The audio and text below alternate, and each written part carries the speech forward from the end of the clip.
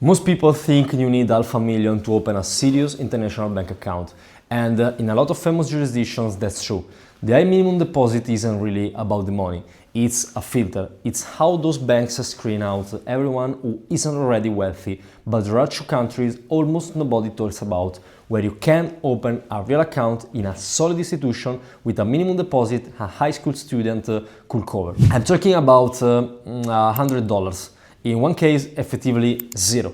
Let me show you which two and who each one is actually for. I am Matteo Maglia, Partnership Manager at GloboBanks, the banking introduction company for international entrepreneurs. We've helped open 600 plus accounts across more than 15 jurisdictions, so a big part of my job is knowing where the smart, low barrier options actually are, not the ones everyone already fights for over. And these two are the definition of underrated.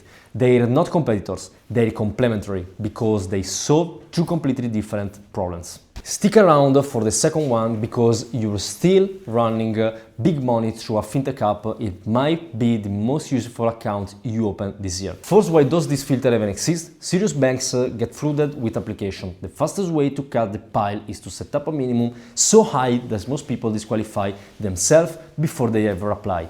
500,000, a million, it has nothing to do with whether you'd be a good client. It's just crowd control. The problem is that filter also blocks perfectly good entrepreneurs who simply want to diversify, hold another currency or stop depending on one shaky app.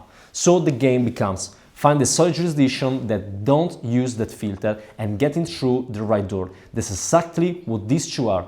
The first one is Panama. People hear Panama and think of folded lines. The reality today is different. If banks are territorial, meaning they operate all inside the country, and they are generally solid. In fact, no bank in Panama has ever failed. That's why it's often called the Switzerland of America. Through our partner institution there, some of the best in the country, you can open an account with a minimum deposit starting from around $100, not 100,000, 100.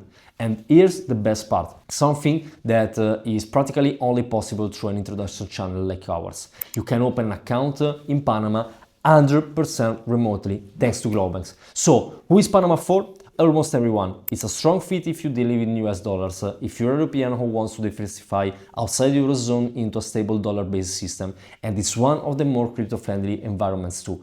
It's the flexible, all-rounded option. One honest trade-off, and I'd rather you hear it for me. Panama is not fast. The banks are true and they take their holidays seriously, so opening can take several weeks, sometimes more. If you want solid and diversified and you're not in a rush, it's excellent. If you need something operational tomorrow, that's where the second country comes in. And a quick note, before I reveal the second one, if you're already thinking, okay, which of these fits for me, that's the exact conversation we have for free. We look at your situation and tell you which jurisdiction actually makes sense for your profile. And if it neither does, we'll say so before you spend anything. Links in the description. Alright, country number 2, and this is the underrated one. The second country is Georgia, and this one surprised people. It sits just outside the EU, but right next to Europe, and over the last few years, it's quietly become one of the most respected and emerging banking hubs in the region. Stable system, modern, solid compliance, and procedures that are genuinely fast. Through our partner institutions there, you can open with a minimum deposit of effectively €0. And like Panama, it's quick. But that's where Georgia really earned its place. It's built for transactional use. If you're someone moving serious volume every year, say 200,000–300,000 euros in and out,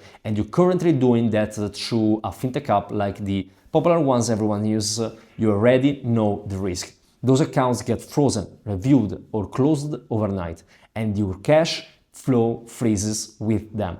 Georgia is the upgrade. It's a real structured bank instead of electronic wallet, but it keeps the speed and simplicity you liked about the app. So you replace a fragile fintech setup with something that actually holds up without leaving Europe's orbit. That's why I call it underrated. Nobody puts in or their list, and it quietly does the one job most entrepreneurs need. So put them side by side. Panama is your solid diversified dollar and crypto friendly store of value for when you want distance and stability and you're patient. Georgia is your fast, low-cost transactional workhouse for when you want to move money reliably and get off the fintech roller coaster. One for holding, one for moving. Two low batteries, two different jobs. And the one rule that never changed. Whether you open, it's legal and fully declared under the rules of your country of residence. Foreign accounts get reported, the paperwork gets filed. Protection that's clean and visible is the only kind that actually lasts. One more thing on access. We are not naming specific institution here on purpose, because the right one depends on your profile. And because getting in on those terms, low minimum, the remote opening comes from being introduced directly, not from blind code off a website. So, if you've been sitting on the sidelines thinking international banking needs $500,000 and a lawyer, it doesn't. Sometimes it needs $100 and the right introduction. If you want us to map which of these fits for you, book a free consultation, links in the description. We'll look at your profile and point you to the jurisdiction that makes sense honestly. And if this was useful, subscribe, because we break down exactly how international banking really works, one country at a time. See you in the next one.